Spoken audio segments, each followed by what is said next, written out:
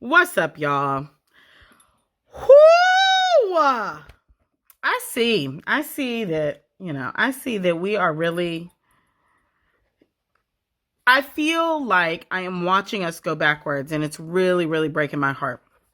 Um, and this is what happens when, something that is foundational is treated like a fad. Fads leave, right? And so when body positivity co-opted um, body liberation, when it co-opted eradication of body terrorism and co-opted the sort of deep and substantive versions of radical self-love, you could know that it was getting ready to be a fad that's over. The amount of conversation that I am watching around weight loss, the amount of conversation that I'm watching around dieting, the amount of conversation that I am watching around um, uh, cosmetic surgery, it's like everybody missed the memo, or it was like, oh, that was cute. That practice of you know, uh, disavowing white supremacist, delusional, capitalist, ableist notions of beauty in service of actually connecting to our authentic selves. That was cute, but back to Botox, Weight Watchers, and BBLs. And I'm really, really, really, really, I feel heartbroken by it. Because what it means is that at its most fundamental level, we have not realized that you cannot dismantle the systems that we say we want to dismantle and still buy into them. Either white supremacist delusion is a delusion, which means that white supremacist delusions of aesthetic beauty are a delusion, or they're real, and we should all continue to work at replicating them on bodies that will never, ever, ever live up to that.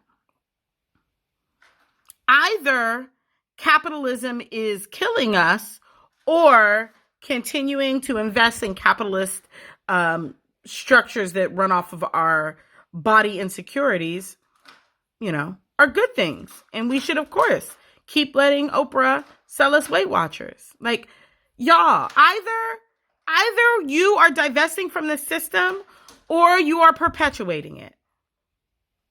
And yes, at some extent, we are all doing both all the time. But we do get to be conscious about it. We do get to be intentional about it. We do get to operate in our sphere of influence with as much honesty and authenticity and rigor as we can. But if we keep moving the line, if we keep saying, no, I think that these, white supremacist, imperialist, capitalist, heteropatriarchal norms about beauty are dangerous, but this Brazilian butt lift is going to be great. But this boob job is going to be great. But if I lose these 20 pounds, it's going to be great. But, if I get this Botox or this filler, it's going to be great. You cannot have liberation on the back of oppression.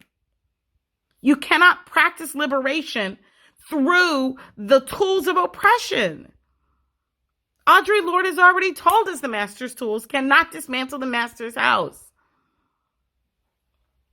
And I feel like I've just watched the line continually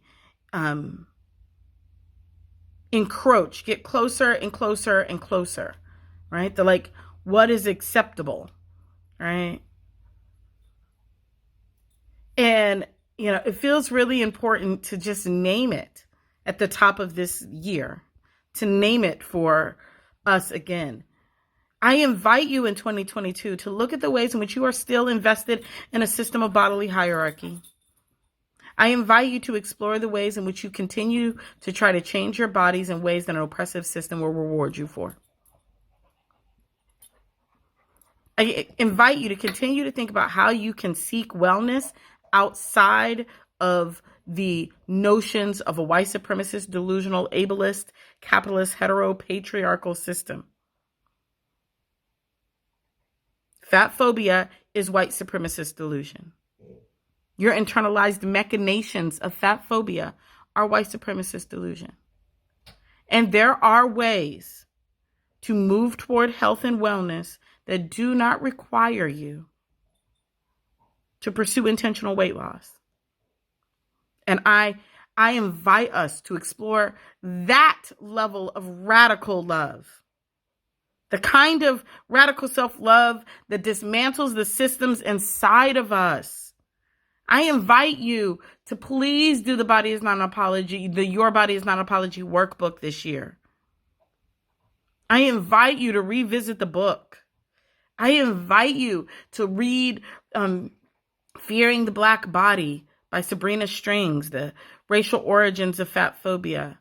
I invite you to dismantle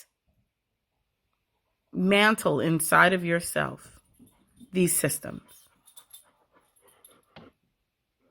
I just scrolled through Instagram and it's the saddest thing in the world. And I know Oprah has $1 bazillion invested in Weight Watchers.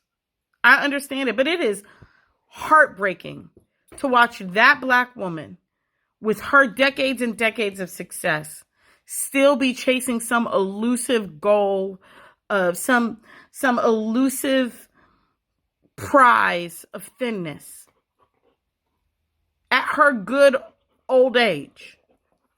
It's devastating to me. It's a manifestation of the deep indoctrination that some of us have inside of this system. We really think that is the better version of us. We really think the butt lifted version is the better version of us. The Botox version is the better version of us. The 20 pounds lighter version is the better version of us. We deeply believe it. And we will not interrogate it. Because what lies underneath it is terrifying. But there is no liberation except on the other side of that fear. You will not get to it otherwise. I promise you, you're building it on something that cannot be sustained. And I don't want to watch us spend all of our lives chasing liberation because we could not locate the truth of it inside of ourselves. I invite you in 2022 to divest from the internalized machinations of these systems of bodily hierarchy. I invite you to practice what would it be to love this body right now as it is. I invite you to reframe every single framework that has tied your wellness to some sort of need to modify your body. And I invite you to say, what would it look like if I made the markers different? If I made the marker of wellness look different? What would it look like if it wasn't weight loss? What could it be? What is it for you?